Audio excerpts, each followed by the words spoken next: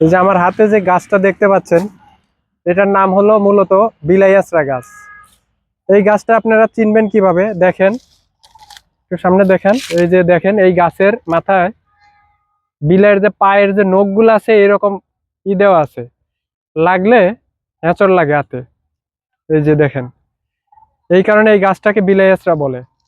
এই গাছের মূল বিশেষত্ব হচ্ছে, এই গাছের যে গুড়ালিটা আছে এই গুড়ালি আপনি উঠায় ফেলে এই নিচের দিক দিয়ে যদি আপনি দাঁত ব্রাশ করেন, তাহলে আপনাদের যাদের দাঁত দিয়ে রক্ত আসে বা দাঁতের গুড়ালি দিয়ে রক্ত আসে, তারা যদি রেগুলার মানে এটা দিয়ে আপনি দাঁত ব্রাশ করেন, তাহলে দেখবেন যে আপনাদের দাঁত দিয়ে আর কখনোই রক্ত আসবে না। এটা আমি পরীক্ষিত, আমি নিজেও ইউজ করছি। এটা যদি আপনি 1 মাস ইউজ করতে পারেন, তা আমার মনে হয় যে এটা আপনার অন্যান্য ইয়ের থেকে অনেক ভালো কাজে দেবে।